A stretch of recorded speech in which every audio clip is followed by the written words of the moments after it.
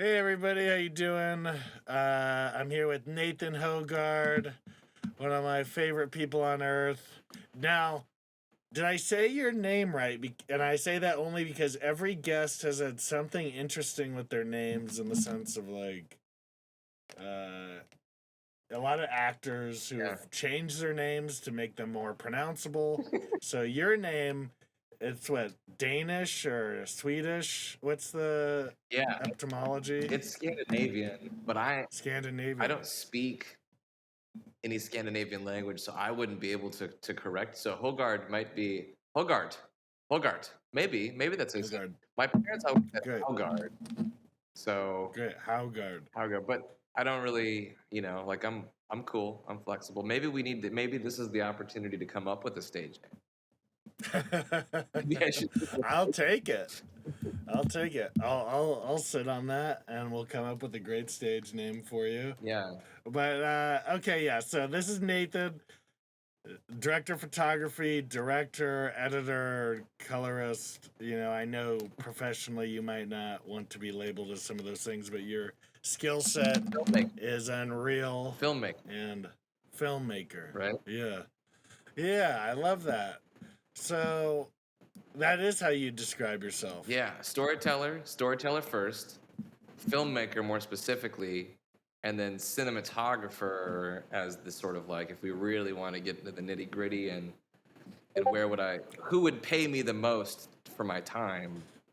Yeah. That Oh, I love that distinction. Did you have to sort of find your way to that distinction over the years? Because you've been in the game a long time. like man. finding it there and then finding it back. And I think I think coming back to filmmaker and storyteller has been like that's the most recent journey. That's the journey I'm on today. Oh, I love that. Yeah, like embracing, like, why did you get it? Like, I didn't get into this to be a cinematographer. I didn't get into this to not love editing and writing. That's how it started, which I think you said we're going to get into. But I'm finding my way back there today because I feel that that's just a part of the deeper truth of who I am, storytelling. You know what's interesting, man, is like I met with two different producers last year. One of them's like in a lot of ways the most successful producer I've ever met in terms of like what I want to be doing. She started with a script she found, had no producing experience, just through sheer volition and what she would report love. That's it. Yeah. She raised $8 million, and now the lead actress is Oscar nominated. The movie To Leslie is my friend Kelsey Law's like her love child. Like she got that motherfucker going. And I remember I met up with her at different stages of it. I met up with her when she just had like 100 G's in the script. And we were talking because I was doing stocking field stuff, and No way. and then like 2 years later during the pandemic, she's like, I got $1 million. And then by the last time she had $8 million fucking dollars, and now is hired by a huge film conglomerate. And I remember calling her in the last 6 months and kind of like just talking like, yo, like this is what I'm up to. And she gave me some really direct but amazing feedback. She was like, you don't love your projects. And she's like, and if you do, I can't tell. And I was like, oh, of course I love them, but I've been jaded. I'll say, I'm not going to be a victim here, be jaded to Hollywood so much that I've always protected my excitement of the idea. And so she was like, literally, Sean, all I do is talk about how much I love the movie. And, you know, not all, but like, she's like, that's the energy source of me because either people love it with me, and I know, and that's good information because you don't want someone who's just like there for a paycheck necessarily. Yep. Or they fucking love it and they're on board now. Yep. And so that was just one person, and she's like best friends, I think, with Chris Hemsworth's main producer. And she laughs, but she's like, he's constantly telling me I'm doing everything wrong. Like, you never do that. And she's like, well, I do it. And she's like, I do it with love and conviction, and look what happened, right? So she's like, I just did something where every move I made was like the antithesis of what a producer's supposed to do, yet here I am. What's an example of that? Well, I think when she was first starting, she was like just straight up calling CAA and William Morris as a producer, even though she had just sort of been like, she was an actress turned producer, and people were like, no, you have to kind of go through these channels, don't go around the agents. And she was just like, okay, I'm not getting here through CAA, well, I'll just go around you to the stars directly. And that's how she found a way to, just constantly So how did she get, so this is the Andrea Riseborough film, right? Yeah. So how did she get in touch with Andrea? The fortuitous piece of this is she found an up-and-coming TV director who was looking to move into film who happened to have a Rolodex. And so that's the way she found in, and I think he was the second person on the film. And I love that. Yeah. And that is sort of in a way how I've worked too. Yeah. So that's one producer. And the second one, Sarah, and it was a real, she probably wouldn't even remember saying this to me, right? But I was like talking, I forget what the context was specifically, but we were talking about money, and she was just like, oh, who gets into movies to make money? And her director is like super successful. He just got hired to do Blade, like her guy. Yeah. And I was like, I'm not, but fuck, have I been programmed to think it's about money? Fuck. And so I had just two of the most successful young producers I would love. Because me personally, I would love to just have someone produce for me. Just produce. And here are the two people who would kill. And they're both telling me the same thing. Like, don't worry about the money. Well, it's so easy to say that when you're going to be able to, pay your rent. I don't know what the situation is. Yeah. I'm conscious of keeping my nut to crack, my monthly nut to crack small, daylight and flexible, and that's why not married, don't have kids. Yeah, that's smart. That sounds awesome. I would love to have a home and kids. I would love to be a father. That would be pretty awesome. I would feel irresponsible doing that as I pursue this career. But that's just me. I know plenty of other people who are able to do it, and I'm in awe of these people. I don't know. I just don't know how they do it. I think they don't know how they do it. They just do it.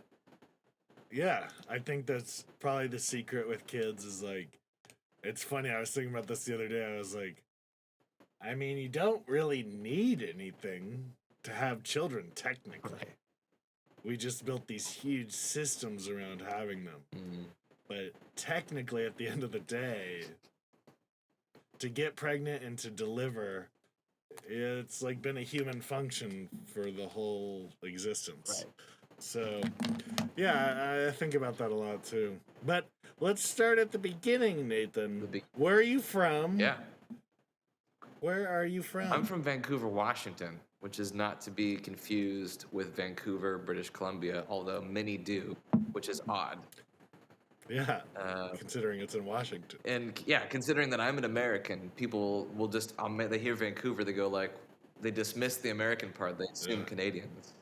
I love it. How long were you there? My whole life. I had a super blessed childhood. The childhood home I grew up in is where my folks still live. So we were in an apartment for the first 3 years of my life, and then they built a home in '89, and we moved in there, and that's where my sister was born. So that was the only home she ever knew, and that was it, man. So grew up there. I was homeschooled until high school, and then I transitioned to a public high school, and I just loved making movies. I had made movies with my friends during middle school, and so high school, every paper was like, can I write a screenplay instead of writing a paper, and then can I shoot the movie as my final project for the class? So I just hijacked every single class.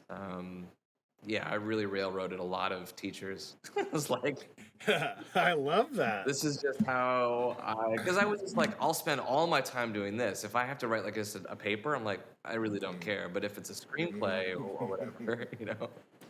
How is your family around that? Were they supportive? So supportive. Like, oh, that's amazing. They never How did that? it, and that's why they were supportive.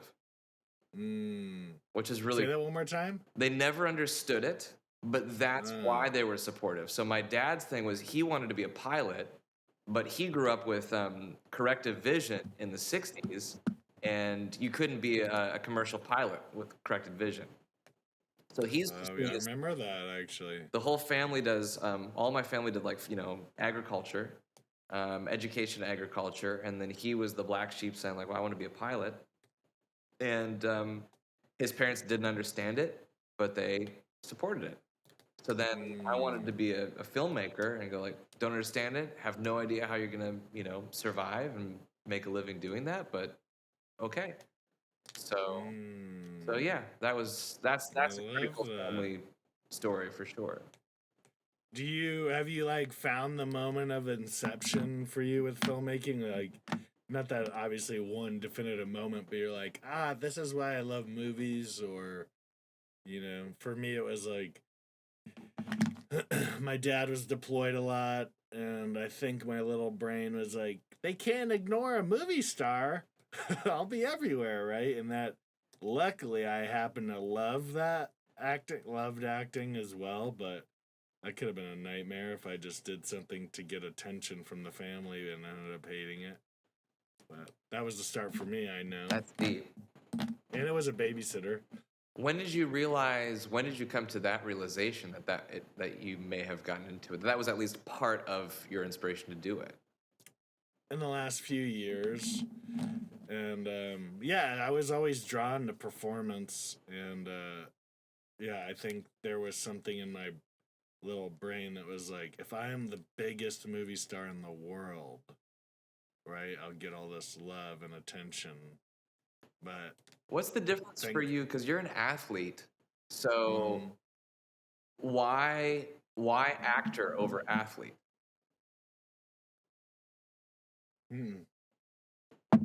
That's a good question. Well, with athletics, my career would be over certainly right now. And with acting, I feel like I had the conscious thought, like, I can do this whenever. Like, I could be 80 and start acting if I really wanted to. So there was that. And truth be told, I didn't like a lot of the sports I was made to do. The pieces I liked were performing, like the game. Practice fucking sucked across the board, as it probably was supposed to, but I think it was more about the rigidity of being forced to be in sports year round. I have a rebellion to being told what to do that I'm still working through, but it's not. It's pardon me. I identify with that. Yeah. It's a gift and it can be a curse, and but there were other things, but acting was the only thing I kept circling back to. Like in my middle school years, for like 6 months, I wanted to be a professional surfer. There was thoughts of professional football. I mean, I would have had to really work hard to do that stuff, but those were fleeting. Acting was always there. Like, I knew I was going to move to LA my whole life. It was weird. It was like a knowing. I just didn't know how or when. And I remember when I was getting ready to move with Harris, I was like, oh shit. Like, I gotta move to LA, I guess. Like, there's nothing in front of me now that's preventing me. And thank God I had that youthful naivete to just fucking do it. Yeah. What about you? How'd you get to LA? Like, tell me that story. Yeah, it felt similarly that like I needed to be here because this is just where it was. but I didn't have it. Never New York. It was always like LA or. Well, I think a couple of things. So like I love my family. I have a great relationship with my parents, and so I wanted to come home a lot. My dad's a pilot, so I could get on his airline between LA. So that was a big blessing. That makes sense. It's smart. So LA was achievable, not a lot of flights to New York, and just I wouldn't be able to see them as often. And yeah, and I don't know, like I've always I grew up in the outdoors in the Pacific Northwest, and I just like being outside, and I've never been crazy about like living in a city or spending an inordinate amount of time in a city. Fun places to visit, but I like to be on the periphery. So yeah, LA is where I wanted to go, and I just needed an excuse, and so I was turned down from every film school I applied to. I didn't have the best grades. I didn't take the SAT, but I wanted. That's cool. I wanted to go to Chapman or Loyola or USC, and I couldn't even talk to the film programs at those schools. It was just like the sort of just general academics to get into the school in general. They were like, "You're not enough," and no thanks. And so then I went to Columbia College Hollywood in Tarzana, California. A different conversation for a different day. But it got me here. I met some really cool people. And how old were you? 20. 20. Yeah. Yeah. How long did you last there?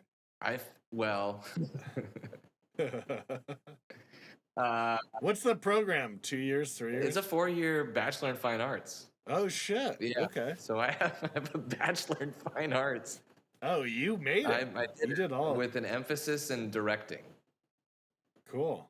Cool emphasis. And like a minor in cinematography. Sure. But I was in it, and then I was making my junior year film, and you know me very well, so it was a remarkably ambitious project. And I wanted to do a rom-com. I wanted to shoot it on 16mm film, and I wanted it to have just this incredible scale, greater than. I'm a huge believer in the Francis Ford Coppola quote about like take 5,000 and spend it like 50,000.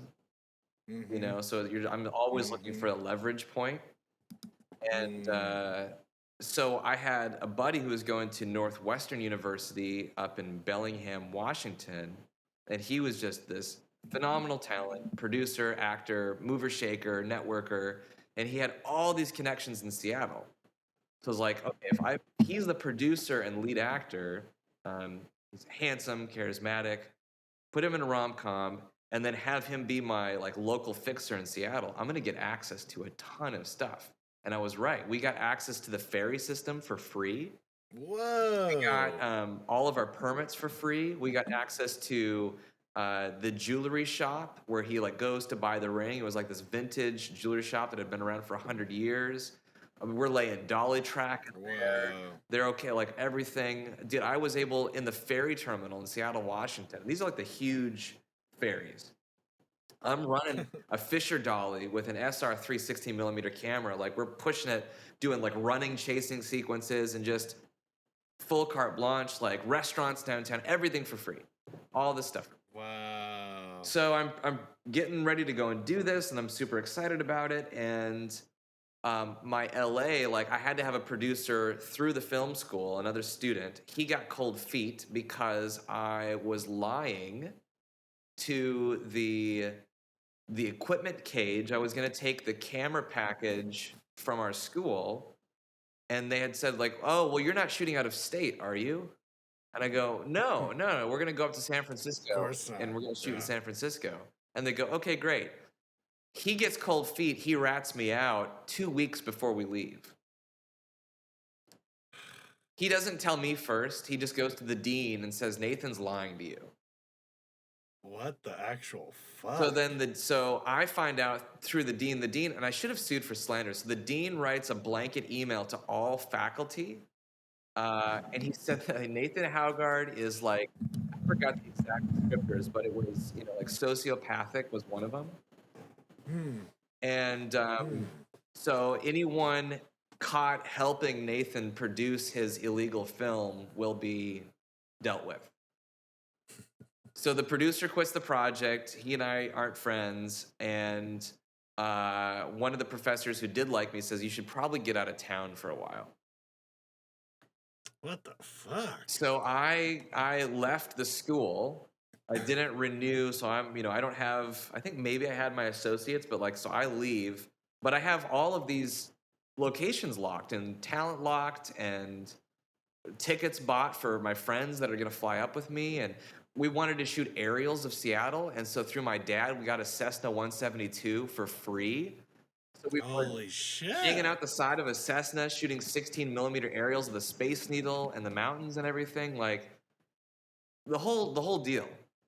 Yeah. And but the catch is that now I've lost my my camera package and my insurance. So my parents came in and saved the day. That's amazing. Yeah, I want to be honest about that. This isn't like I did this on my own. My parents totally supported me, and they. No, it's always a village, man. Yeah. It wouldn't. My dad stepped in and helped me too at times. It made a big difference. Yeah, it's fucking awesome, and it's a good example to highlight. Nothing to be ashamed of. Yeah. It's what parents are supposed to do. Well, they still question it, and it gets held over me like all the time, where they're going like, if there's something I'm kind of like, sure. I don't know if I want to come and clean the gutters on the house kind of a thing. They're like, That's right. Yeah. That's why they do Right, it. that's why they do got a little edge on you.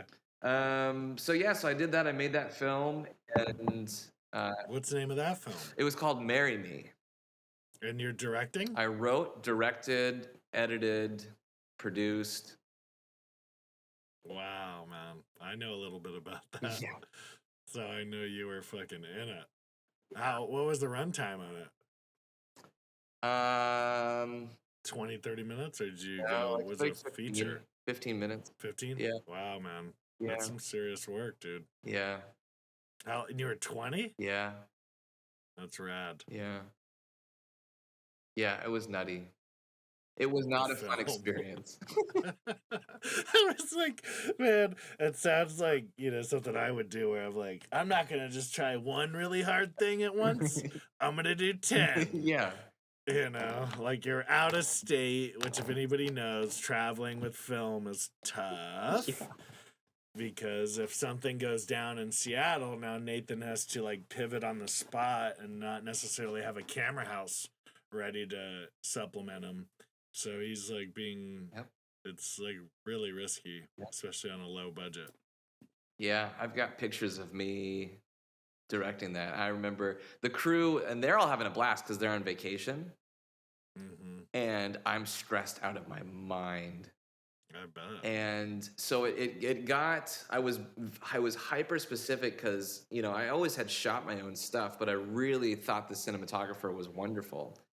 And it became contentious between him and I because I was just asking for some specific things. And I just wasn't having fun. And he was a very fun-loving, beautiful person. And I just couldn't chill out. I couldn't get out of my own way. And so he just there was just an energy disconnect. And which is not a problem. You can work with anybody. Here's where it became a problem. We're shooting the climax. Do you remember the Real World Seattle where they throw the fish and it says Real World on it? Mm-hmm. So we're filming with those same dudes. And in my chase sequence, the whole conceit of the film is the guy proposes. He kind of he gets cold feet, changes his mind, and he's he decides not to ask the one woman to marry him. He wants to marry his best friend. It's not don't pursue the sort of the dream girl stuff. I don't know. It's he just has a moment of honesty with himself where he's what's really important to me. And so he decides to sort of at the last minute, he's no, it's always been this girl. She's the one. But she's leaving because she thinks that he's gonna go after the girl who doesn't really want him. Right. So she's going to get on the ferry and she's leaving. So he has to run across town with the ring and hop on the ferry to then propose to her, right? Mm-hmm. So it kind of all builds up to him losing the ring, which is he's running through Pike Place Market in Seattle, and he gets hit in the head with one of the fish as they throw it to a customer. And there's ice all over the ground from the fish. And the diamond ring gets lost in the ice. And so it's this whole sequence of him crawling through a crowd, and like Indiana Jones and Temple of Doom, the ring keeps getting kicked and it's in the ice and he's like looking for it.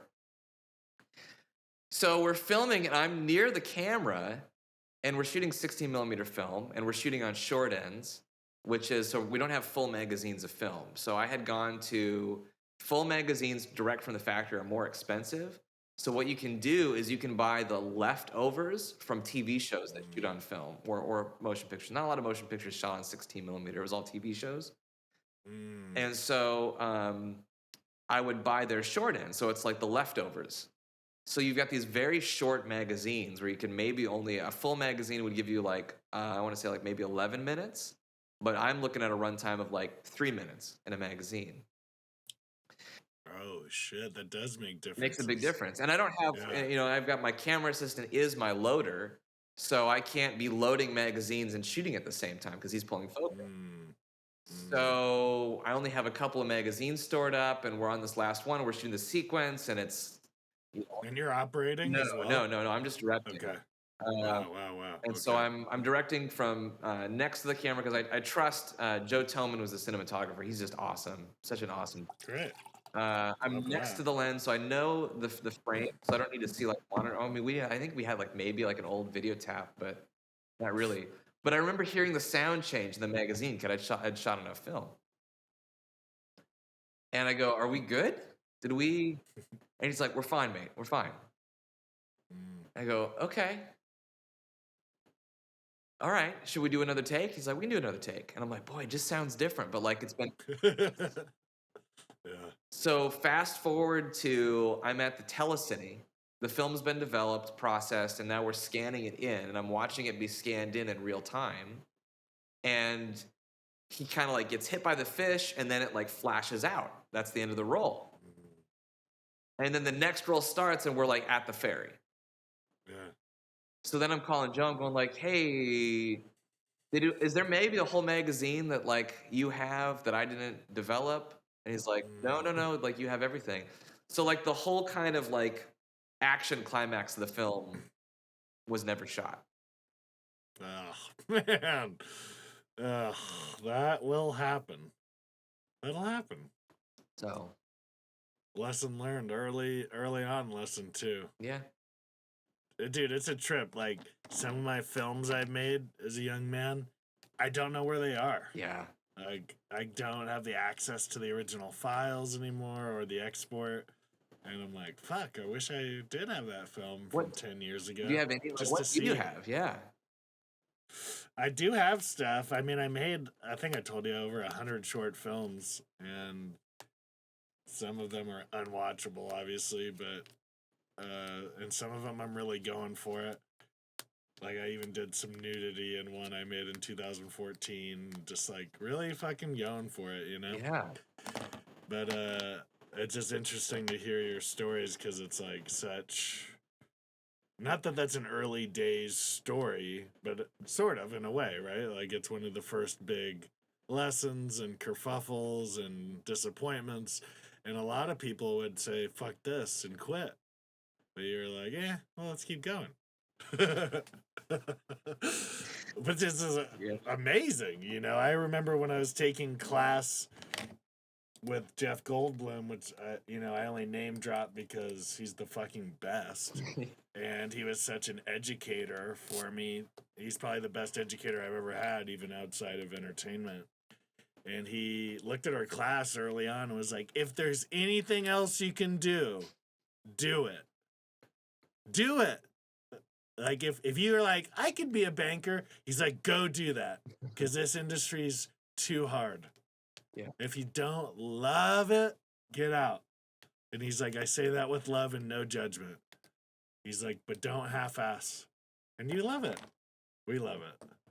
And that story proves it. Like, even if you were like verbally like, I fucking hate it. Nah, the action of what continuing on something after is pretty good, man. Yeah. Yeah. All right. True. So that is your school experience. Now you're in LA. Yeah. And what's next? Like, what do you get into? How are you starting? What's your mindset? Well, I did that, and then I had to find a job because I had left school. And so I PA'd on a whole bunch of stuff, which is pretty cool. And then my folks were like, well, we'll help you with your room. We'll contribute to that if you go back to school. I'm like, they kicked me out. And they're like, got to go back. You got to finish what you started.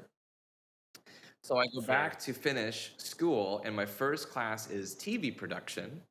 And I had just PA'd on Heroes, the NBC Heroes. Wow. Yeah, I remember that. And they were shooting on film. And no shit, they shot Heroes on film? Oh, yeah. 35 millimeter film. Wow. Oh, yeah. Well, but this is before digital. Everyone shot Yeah. film. Yeah, wow, I keep forgetting how recent that transition was.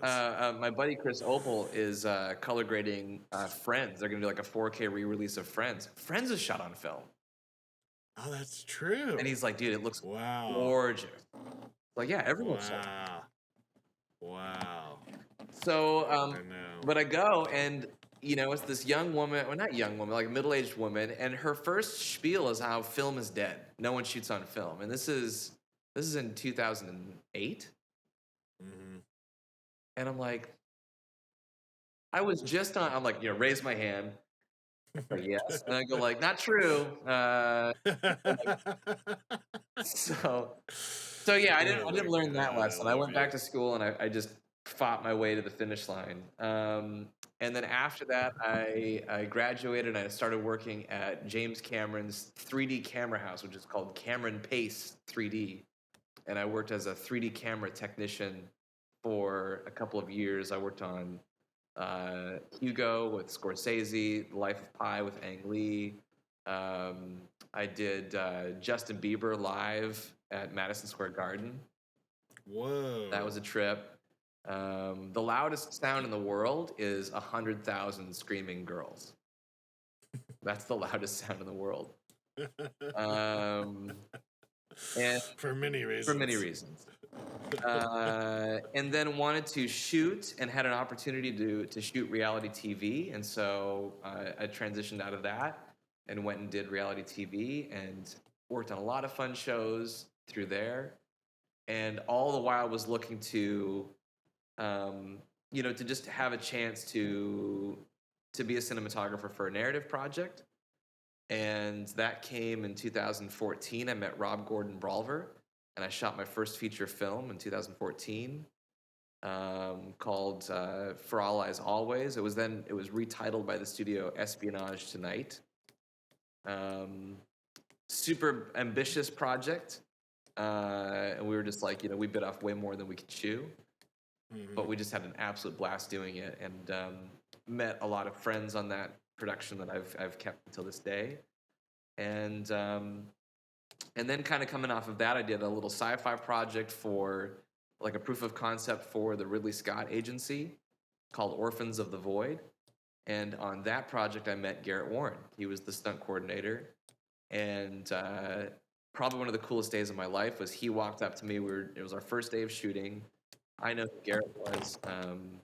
You know, Garrett's like a legend, second unit director. He comes up and he hands me his cell phone and he goes, I like what you're doing. Give me your number. I was like, okay. And then that next January, I was the cinematographer for Mortal Kombat for Warner Brothers with him as the director. So I was 27 years old, I think. 27? Yeah, I don't know. I was young, and it was this big $5 million union web series, and I just took it a day at a time. It was crazy. And yeah, and then it never got finished. We shot this huge thing, and I thought that was going to be it, and I was going to have this awesome career, and the project never got finished. And I really let that affect me for, I mean, really until Avatar, then, which is like the next Garrett thing. So it was really like Garrett saved me from depression. I had been doing little things and I'd been having a fun time and I'd been working, but I had never let go of the fact that I had done this really cool project that no one would ever get to see. And I let that really define me. And this is still something I struggle with, is like these sort of landmark projects. I want, like, that becomes my identity. And now the journey today is that it's not the project, it's me. But man, it's like it takes a lot of self-work to get there. I think if you have the opportunity to work on something really cool, you can let that be who you are, but that's not true. Yeah. That's well said. Man, that must have been so disappointing, and I'm sorry for that. And just to be clear, he was shooting Mortal Kombat before the newest one to see if the newest one or something like that would go, right? Because they did the old Johnny Cage, right, Sonya one with back in the 90s, and they just redid one a few years ago. But this is before the latest one to see if that one would go, right? Which is amazing because obviously Mortal Kombat's one of the biggest IPs in gaming history. It's incredible. Yeah, it was a trip. I was like sitting in my apartment in Venice going like, I'm gonna be the cinematographer for fucking Mortal Kombat, dude. Yeah. Like, get over here. You know what I'm saying? Yeah, that's right. That's fucking right. Well, good for you, man. I had an acting buddy. We're still good friends today. I'll leave his name out of here. But, when we were starting an acting school back at Playhouse West, we were like, 22. And he was already killing it. Series, like, recurring guest stars on huge shows. And just was, like, making 80 to 100 grand a year as an actor. And then he hit this casting wall. And for my actors out there, there's a lot of reasons to not get cast, but this is one of them. His look didn't match his personality anymore because he was growing. And so he looked very impish and boyish, but he was like, as soon as he spoke, he was a mature man. And so for like 8 years, he didn't work. Yeah, I mean, like a job every 2 years here, but nothing like it was in his early 20s. And he made it through, and not easily, depression, identifying, ego, annihilation, So it's not easy. And for a long time, I thought we'd lose him, not to life, but like to moving home. And I was always disappointed because of how massive a talent he is. And now he's in India shooting a feature film with like a huge cast. So like, and he's so thankful for that experience too, actually. He's in a place of genuine gratitude. Like, yeah, I'm glad I didn't get it in my 20s because I would have fucked it up. So it's interesting to hear that from your side. That must have been super disappointing, my man. But an amazing experience. Amazing experience. And, I think that all of it informs, well, if you choose to let it to, it informs us. Yeah. It's like we're just all learning and growing as humans. Yeah. Yeah. Something that helped me recently was realizing you spend way more time making the movie than you do celebrating it. So shouldn't we invert our focus on the experience of making the film? Like, obviously, I know if I get to hire Nathan, if I'm lucky enough, he's going to do his level best to make this the most badass picture of all time. So I don't need to sit here and henpeck him about it.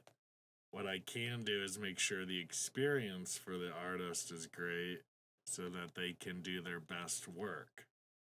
But for money reasons in Hollywood, it's gotten, or maybe it's always been that way. I just started watching Babylon last night.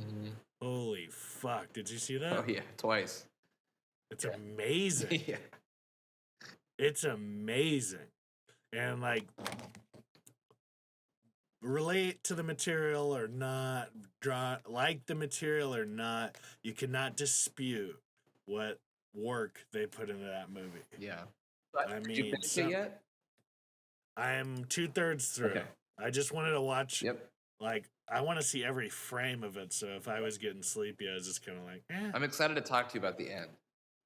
Yeah, I haven't seen it yet. I just got to. What did we just get to? God damn, Margot Robbie in it's so free. She's so free. Yeah. And like that's the most exhilarating thing for acting is like to be that free. And it's pretty good. I could see why people are like, it's a little too inside baseball.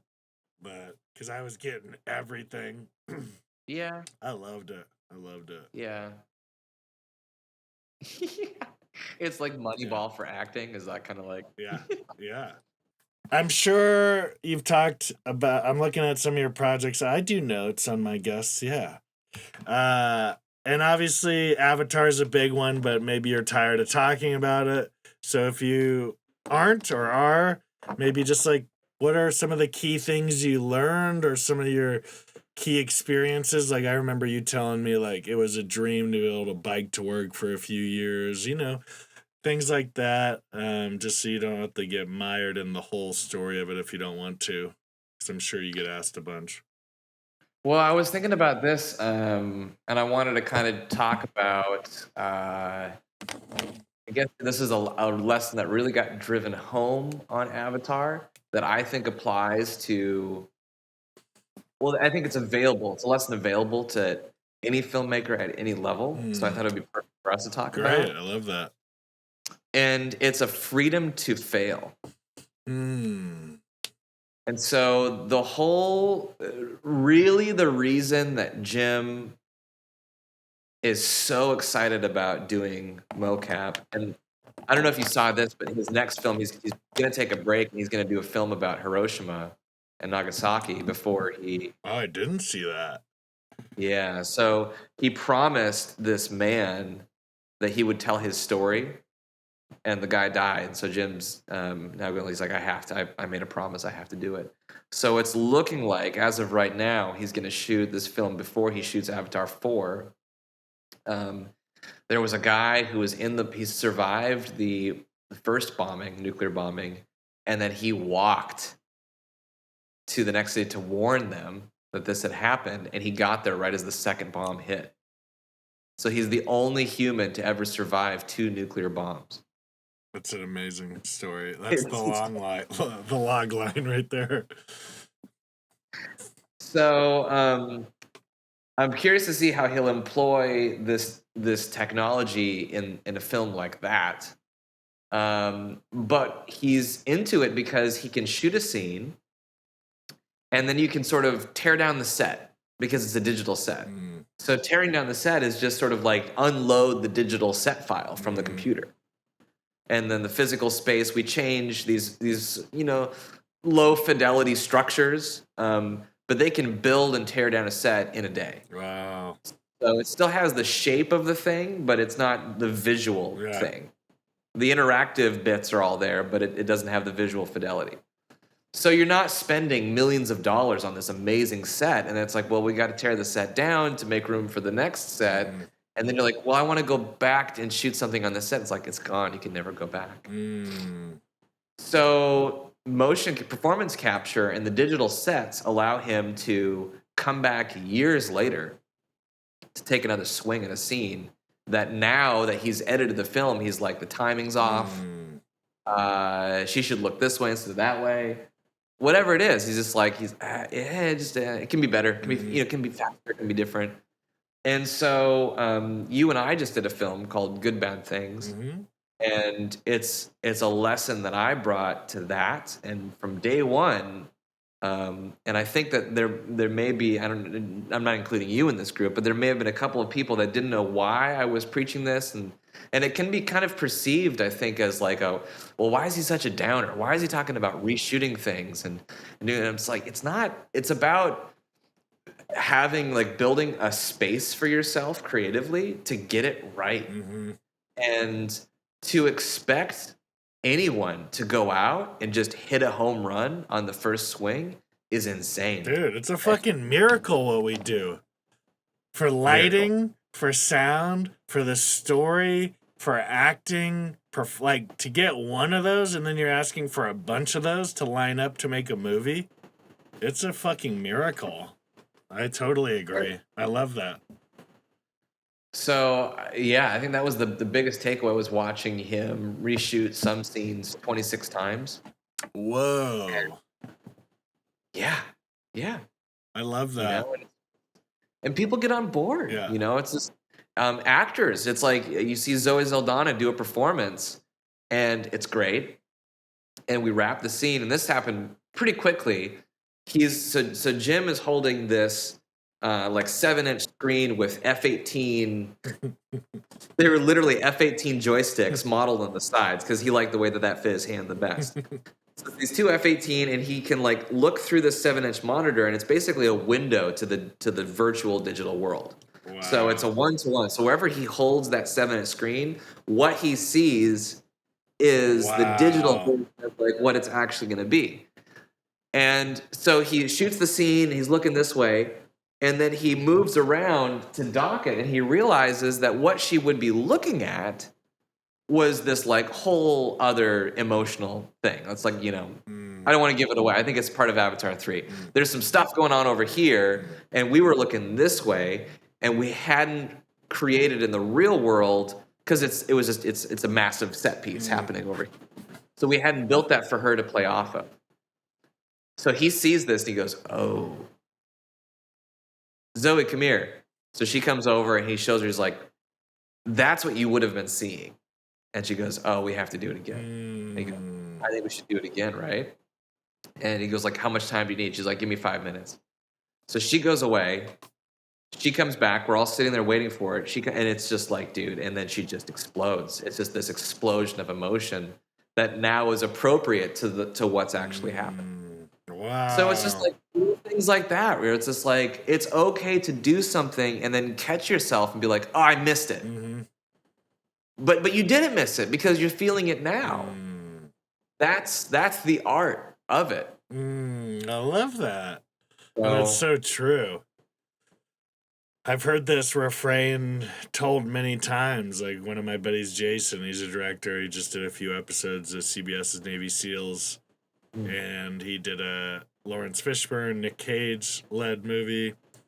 And he knows this Academy Award winning editor.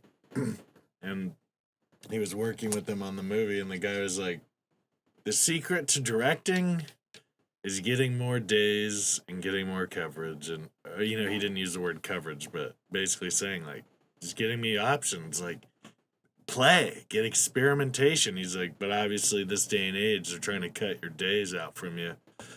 And I even heard David Lynch talking about it recently in an interview. He's like, what happened to, like, the dream? Like, just being able to fucking go and just shoot and just see what we get and play. And so it makes sense, and I love that that's the way he's using it. It makes sense, and everybody is on board because they know it's only going to make them better. I know for me as an actor, I'd be like hungry for that opportunity to do it again. If there was something left on the table, and we're here, let's fucking go. Yeah. I love that. I just want I want it to be a more ubiquitous attitude across smaller productions. You know, and it's without naming names, it's like, don't go to New Mexico and shoot a Western if you don't have the money to go and shoot a Western. Right. If you're going to put yourself into a circumstance where protocols are going to be trimmed back and cut down so as to create an unsafe environment for the scope of what you're trying to do, don't do it. No. Take that same amount of money and just and create a space for yourself where people are able to do what they need to do. You know, like, yeah. I know. I was thinking about this earlier. I'm like, the reason budgets get blown out is because of greed. Like, and because of old Hollywood relics of structure. because, you know, like this next movie I'm looking at doing, the budget's 1.8 million. And I caught myself thinking, whoa, like I better like do this. And I was like, whoa, I'm just gonna do me the same way. I'm gonna keep 1 million or $100. I'm gonna like, yeah, we're gonna stay in nicer hotels, but it's gonna be the same approach. I don't have to like just slow it down and keep what's been working for me. But I could see how someone else might think, oh, now I've got make sure you know, and all of a sudden all the money's just like gone. So the real piece of it, like the exploratory piece, has no room to breathe because all the money's been zapped out of it so quickly. Yeah. It's all good though. It's all good. We're paving our own way, and we're in the thick of a forest. We don't know where we're headed. It's kind of interesting. Yeah.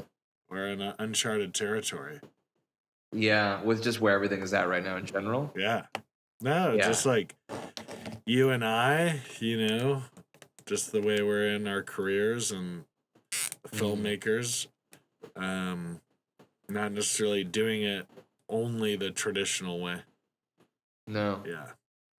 Yeah, it's I mean, I don't think it's what is traditional. It's like I love the history of all of it. So there's always the lessons to take from it, but then it's just an absolute you've got to give yourself up to what's next and just listen.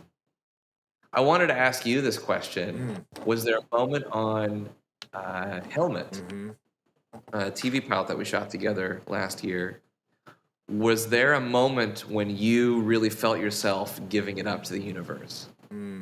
Like I'm either in a place of where I just don't understand, or I feel like this is beyond my prior experience, or I don't. I had a plan. That plan's gone out the window, and I'm just now going to like trust and move into the unknown. Well, yeah, a lot of it early on, you know, hiring you and getting to know you was really crucial in that because of my prior experience, I was really starting to understand what I didn't know. And I was super okay with that. Because I had gut checked myself a number of times in a number of areas, and it was like, you know, knowing intimately how a camera works and the variety of cameras doesn't occur to me naturally as a strength or an interest. But there are people out there who love that, and I love their love for it. And so if I'm able, because I had just seen on a project I did where ego was like just getting on the way of that learning, that knowledge. I had just been on a project where our main editor quit at the finish line because our the last phase of editing was going to our re-recording mixer for sound to mix the movie. And this guy we got on this movie, the re-recording mixer, was super legit. So he's asking for stuff in a legit way, like you would on your top dollar movie, perhaps. And our editor, who's no fool and not inexperienced, but had ego because he was an independent film director and had never had to do it this way, quit, called the guy an asshole, put in the timeline he delivered, asshole timeline. Like, imagine being this petty and childish. The guy, he gave it to Mixed Helmet too, by the way, is a legend, Patrick. Like, he's the nicest guy. And over the 2 years I've known him, he's taught me so much that I've practically been able to do on set and into next projects. And so luckily I caught that example then, because I saw somebody who was so in their own way they prevented their future learning. And it's not like Patrick's ever shamed anybody for having to teach. In fact, he's the opposite.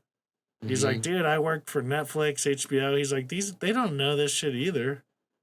He's like, let's not pretend, you know.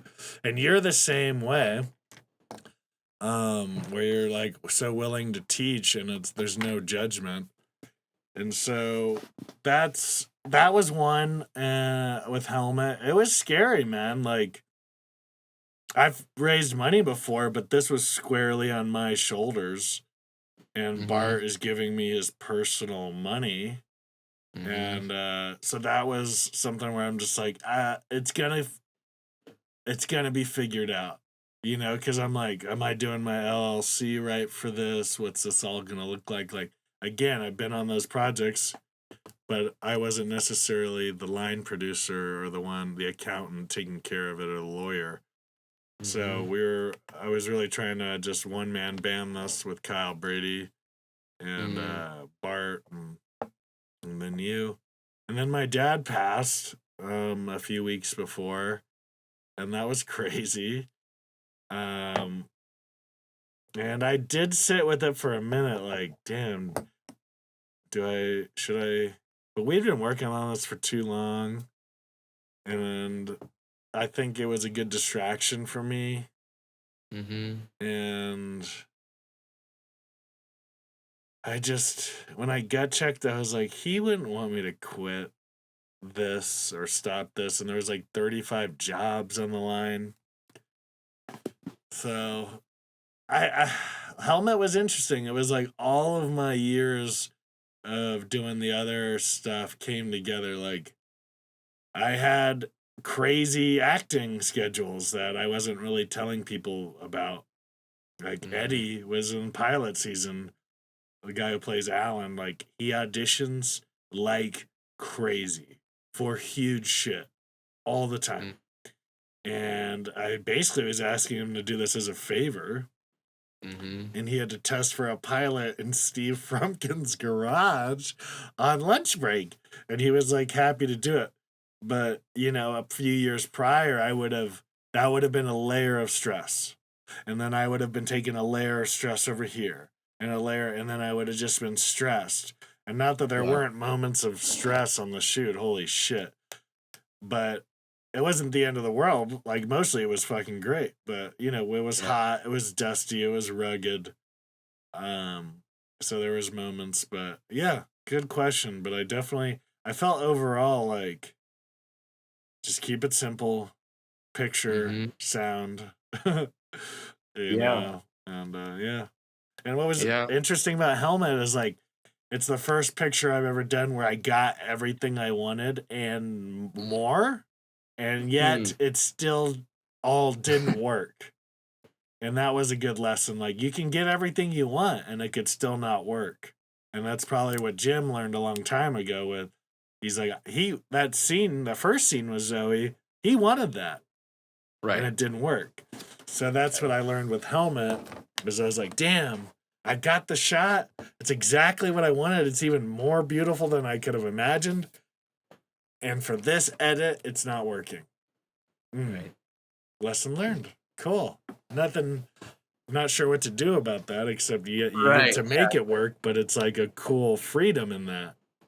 Yeah. It's like, it could still not work. Just like something that didn't work on the day might end up working in your edit. Right. Yeah. Yeah, boy, the number of times I struggle with this so much. I I was shooting this thriller for Lifetime, and we were timing this shot on the Oregon coast where a wave is coming in, and as the wave comes in, I pan with the wave, and that takes me to the actress who takes a photograph, but then hears a sound, and the pan continues, and she looks up, and we're doing this for no money, so I'm doing this shot, and I'm pulling focus, and I'm wide open on the lens, so it's a very hard, I'm pushing the camera on a slider, and pulling focus, and doing this pan. Oh my God, just you? Just me. Oh, wow. Pushing the camera, pulling focus, and panning the camera up, and then racking focus at this bridge up above her, all in one shot. And I do a take, and this is like, the 15th time we've tried it. And I get up to the bridge, and it's to that point too where I can't see the monitor anymore because I'm pushing on the slider, and I'm just trusting that I'm racking to the same spot, and I'm going like, and I get there, and I hold it for like 1,000, 2, 1,000, 3, and this voice inside me goes like, he's like, well, that was shit. We got to do it again. And so then I pulled the camera back, and the director goes, what are you doing? That was it. And I go, oh no, was it? She goes, that was it. That was the one. And the only thing that saved us was that, like, and that's like a reality television lesson, is you get to that point where you just at least live in it for 3 seconds. Even if you don't like something, just sit for 3 seconds to give the editor a fighting chance. Yeah, that's so true. But boy, I wish I would have held for another few seconds. I killed a bunch of shots doing that. Dude, really? Oh yeah, man. Personally, yeah, I've killed shots like that. Just not doing the 3-second adherence. I'm like, got it, right? It's like, no, you got a picture, basically, that now blurs on both sides. And I will say, I have to bring this up on Good Bad Things. We were going to do 2 operators, me and you. And, I had done what I would call, amateur operating, like, my whole career, in a sense. Not like day in, day out, by any means, but very like, if I've got to do it, or I get to do it, and I enjoy it. But holy shit, even though we were doing a very simple movie, and I'll give myself credit, like, yeah, you should. I give myself credit in the recognition that my skill set was so far away from yours that, and you may just like be nice about it, but that's the truth. Because I could just see it. I've been doing my own camera enough to like look at the edges of frame. I was like, look at his, look at mine. I'm like, fucking like, it's like trying to shoot a needle in a needle stack from a needle farm in a needle planet and needle outer space. And so, it was just very humbling in a good way, where I was like, wow, like there are fucking levels to this. There are levels, and so I just wanted to bring that story up because it's the true. You were bouncing a lot, though. It was true. That was super. I mean, you're just a superhero for how quickly you were like, I'll take that on. Like, I'll take on one more task. I'll do one more thing, and and it's like your confidence betrays you, because it was like you just. We all love you, and everyone believes. It's just like, yeah, like of course he's gonna, like he'll be easy. This will be perfect. Yeah, like, not that it was just like, why? I think it became a question of like, is it necessary? Like, why add one more level of stress for you to think about and all that stuff? Well, it just didn't. And was it like the risk reward? It would have been right if the reward was I was knocking off great film. Cool. But the reward was we were like having to find sections of my work, which was actually creating more work just to review the footage to make sure it was okay. So it was, which is also part of just shooting multi-camera in general. Yeah, so even if it was like a couple of really good camera operators, it's still, that's why, like Roger Deakins won't shoot multi-camera. It's like multi-camera work is so hard, and then we're trying to do it on a $50,000 movie. Yeah, on the fly. It's like, yeah, I know. So switch. Not the right. Yeah, I know.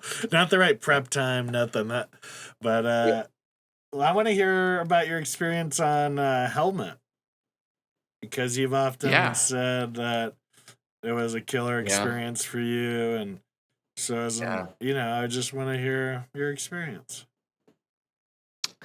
So, I love Helmet. It's visually, just, from my side of things, hands down, the coolest thing I've ever been able to work with. You built a world that's so rich and textured, and you just found, you put all the pieces together. It's like no one has ever, I've never been a part of a low budget project where the writer director has assembled so much that it builds a playground for, you know, an indie cinematographer to come in. And it's like, it reminds me of stories I heard where they're like shooting The Italian Job in Venice. And he's like, I can point the camera literally anywhere and it looks amazing. And that's what it felt like we were doing there. It was just, we just built this amazing backlot. Oh my at God. Steve's. It's amazing. And it was just incredible. So that, I mean, that was just that was the big thing for me. It was just the ability to line up and set, and then production design and like move things around where it's like, you know, what would be really great would be if we had like 50 motorcycles in the corner over here. It's like, I got 50 motorcycles. It's like, okay, Steve, I'm sure you do. Yeah, You know, it's like wheeling out motorcycles for the background of this shot. It's like, oh, this is amazing. He never complained once either. It's crazy. He's amazing. Yeah. This is Steve, the owner of the ranch that we filmed at, talking about. You know, and then the opportunity to, so the visual part of it, like that's the nerdy filmmaker part of it, which is just a blast to have a great camera and great lenses, and then to just photograph stunning cars, and the way that we photograph the cars, all old school with the hard mounts, and just how beautiful Steve's property was. But that's sort of all of the skyscraper built on top of this foundation of just solid human beings, where there was no ego, no drama, so much love and support. So, I mean, just the words of affirmation, and oh my gosh, man. I mean, it was just such a warm, inviting place to show up to every day. The way that you took care of everyone, everyone was heard and respected, and knew that their contribution would be, well, it's like knew that if they wanted to contribute, and if there was any glimmer of how it met your vision, that you would take it. Because I think everyone, you know, like I think any good filmmaker knows that, like, I have an idea and it might not help, right? But that they felt safe to voice the idea is a victory. And just how open and wonderful you are when you're going like that's a great idea. Like, hey everyone, you know, Thor had this amazing idea. Let's go. We're going to do Thor's idea. That's just the best. So it's the best. I love when people have good ideas. I know. That's fucking great. Thanks, man. No, that was a wonderful experience for me. That was such a good learning experience. I mean, just think about what we did. We were filming up on that road illegally. Yeah. Big, like nothing. Like we were building rigs on the side of the road day one. Remember that? Yeah. But I love that because we just were like, do we need to build these here? Let's take it back to the ranch. And like then we had a whole operation coming out of Steve's place. And those cars, like like amazing. Jordan doesn't even have the Mustang anymore. Like it was such a fleeting experience. I don't think so, at least.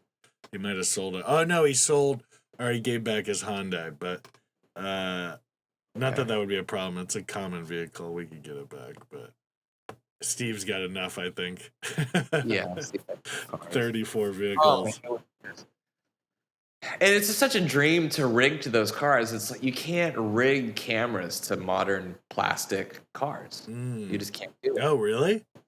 No, and so that was because we were gonna use I think Jordan's other car as like a camera vehicle. Yeah. You guys were like, we can't. Like, there's nothing to grab onto. It's just all plastic, just a piece of shit. But all of those 1970s beasts, it's a dream. Like, it's an absolute dream. It's like, yeah, we're just gonna pop the hood off or pop the trunk off, and like, you know, it's just. I want to go back and do that job again and again and again. We're gonna figure it out. I'm trying, that's for sure. I'm fucking trying, and I'm really excited about. I have that pilot. I want to shoot that. Yeah. Like the rest of that, very very shootable. Yep. All right. We've gone through quite a bit. I want to know who inspires you? Or what inspires you?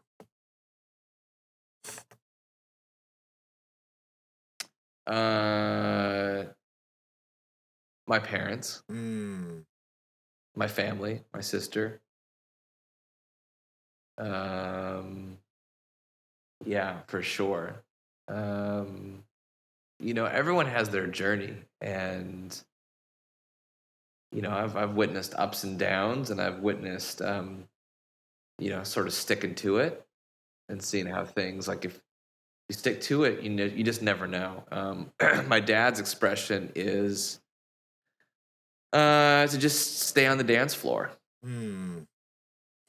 And like, if you choose to give up, which, believe it or not, like, I think about all the time, where it's just like, I really want to keep going down this path. Mm-hmm. Is there something else that I'd want to do? I just can't bring myself to doing it.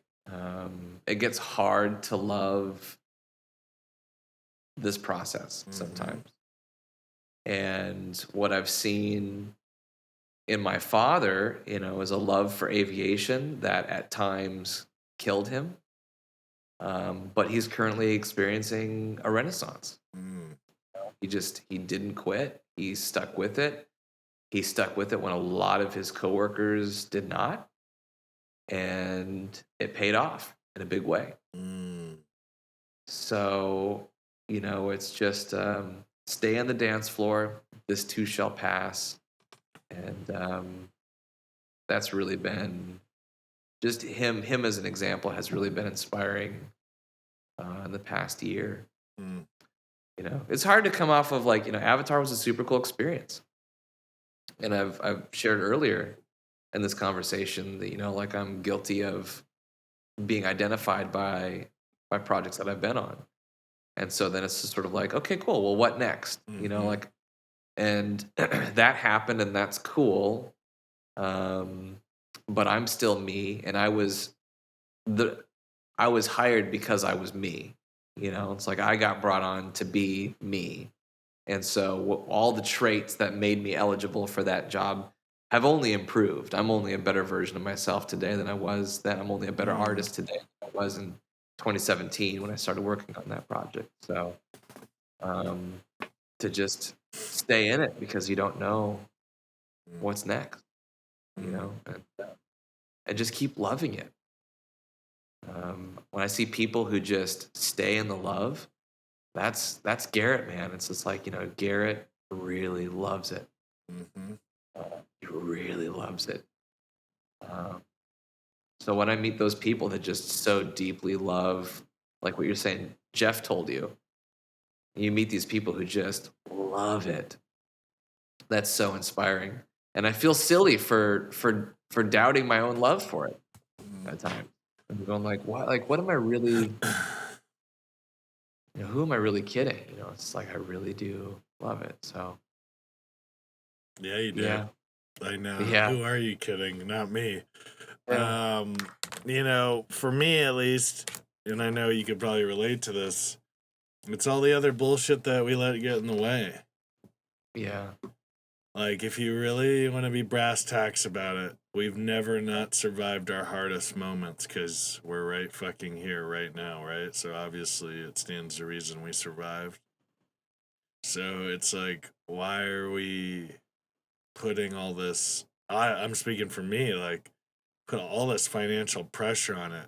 I'm 36. Like, that's so young. But in this industry, there's like a 0.0001% of people who are killing it at our age. And we're close to those people too. And we're like, why not me? And it's just like, because in 10 years, we might look back and realize that would have been the worst thing that could have ever happened to us. And so, for me at least, the salve, SALVE, has been just to like it's never, the love's always there. It's the other stuff that gets cloudy around it, actually. Sure. Yeah. And that's, Yep. and I've noticed things happen in my career faster, further, deeper when I let go of the money shit. And that's something else Kelsey said after she got hired at this big firm, because she's produced 2 other films since. This is the To Leslie woman. Yep. She said every other project I've been a part of, the ones about money fall apart. She's like, they just do. Or they fall apart the easiest because it's just about the money, which is meaningless. It's just numbers on a screen, as you know, as being a trader. You're just like, it's like fucking magic numbers. Like, what are we tripping about?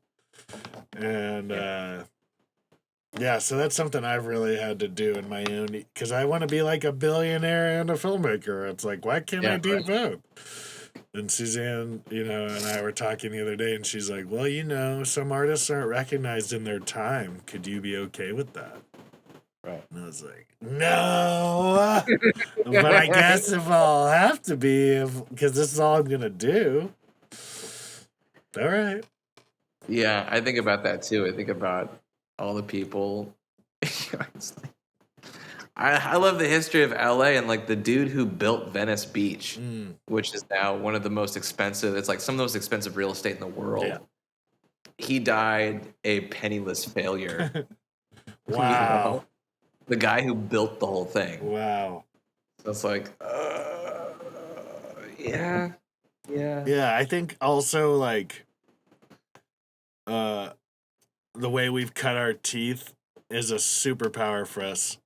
And it's coming faster and faster, because filming's never gonna go away. Like filmmaking, movies, people, like, if you do your history or research, as I know you have in certain subjects in film, the industry's always been at the brink of disaster.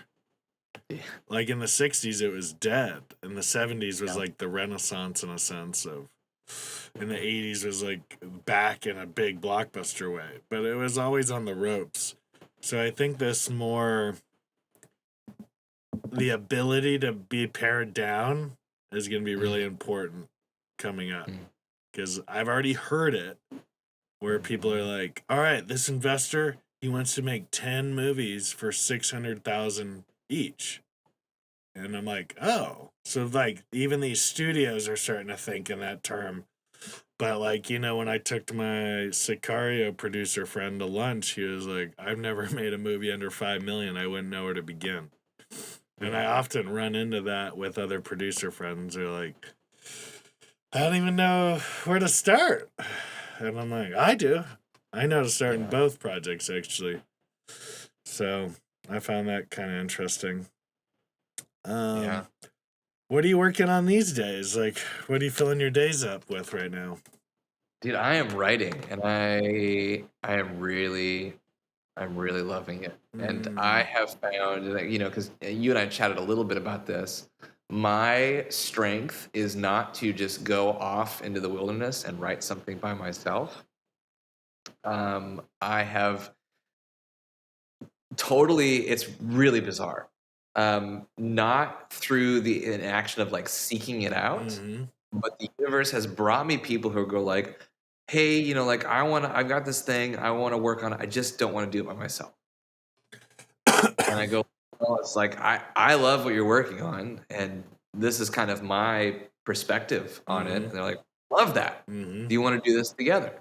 So now it's been like, okay, too much, because now I'm like, well, spread way too thin. Like I have to really kind of focus and choose and prioritize. I want to do all of them eventually, but now it's like, okay, cool. This is a cool problem to have. Like there's, 4 really awesome screenplays that I'm working on now. Wow.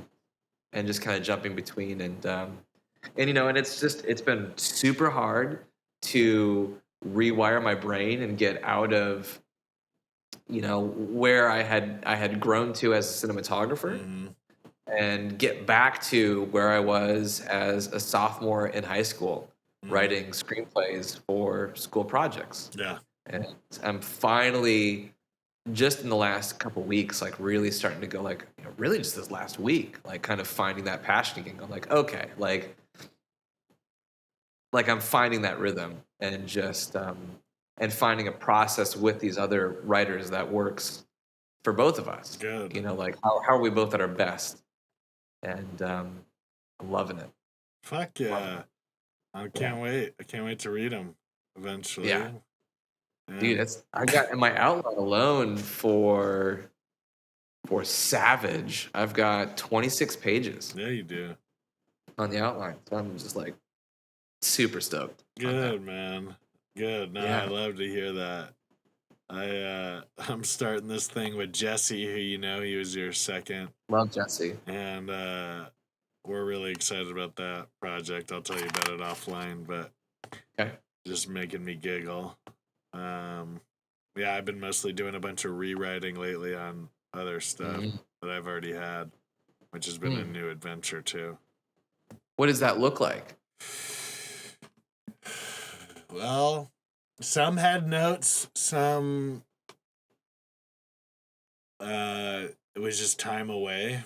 Like, it was fascinating. This script I almost sold to the company that did that Western you mentioned.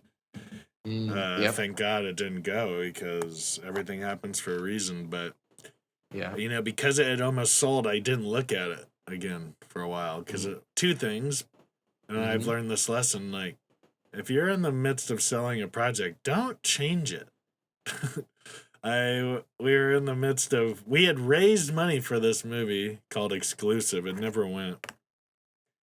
And then the author I was producing, the author started changing the script. And I was like, why? And he's like, well, I sent it to my buddy at UTA and he gave me these. And I was like, dude, cool. Like, but have that separate. Because these guys paid for this. And they didn't give us notes. So what are you doing? I get it. You're trying to impress your buddy at UTA. I get it. But at the same time, so that was one business thing. So I had learned, thank God. Okay.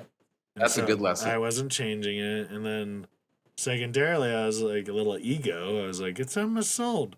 But like my writing mentor and my buddy, who is a studio president, so he's read a few scripts. They both had the same note on it, which was character development.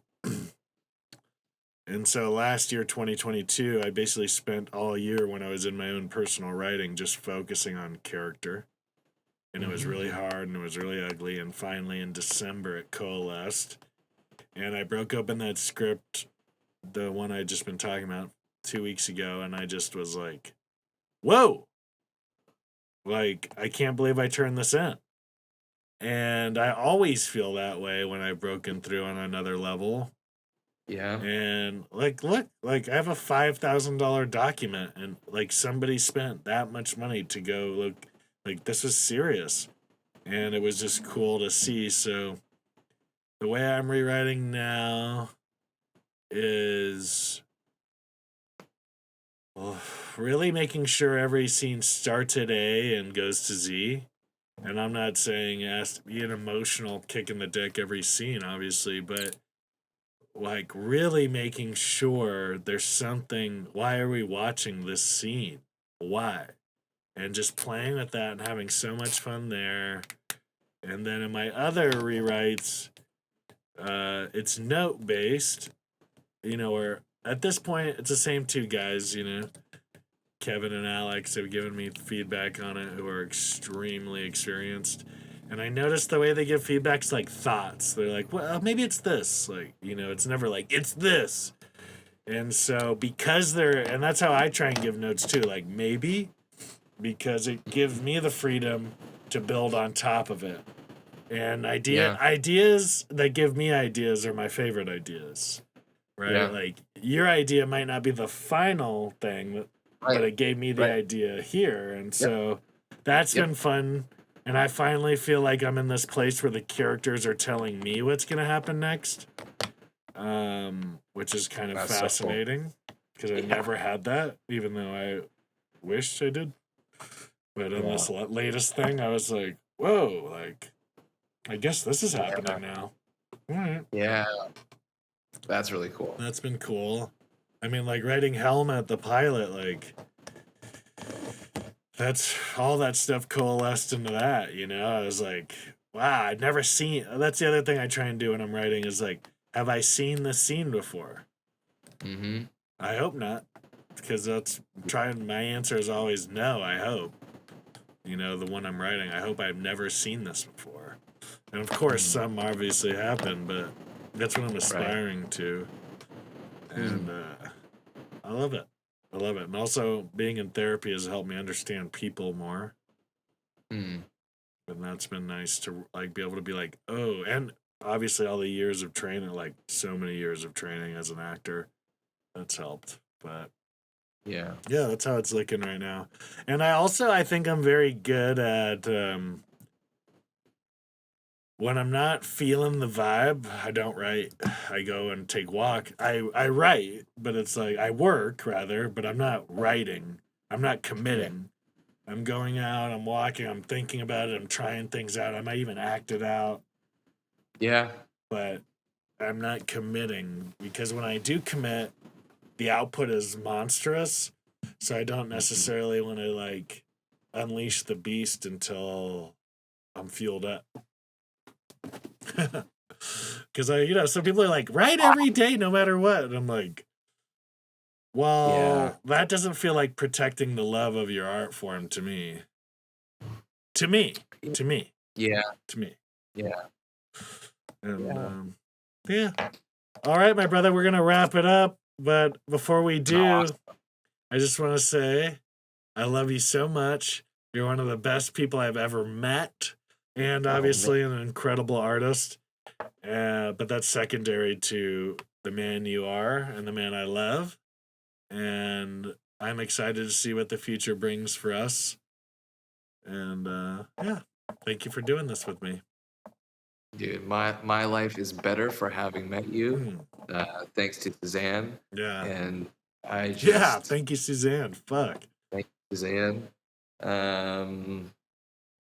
Thank you for bringing me along on your journey. It's given me some of the greatest joys of my life. Oh man, that brings me so much joy. Truly, I fucking that experience of Helmet and Good Bad Things is amazing. All right, I'm gonna stop the record and then we'll debrief and I'll give you digital kisses. Okay.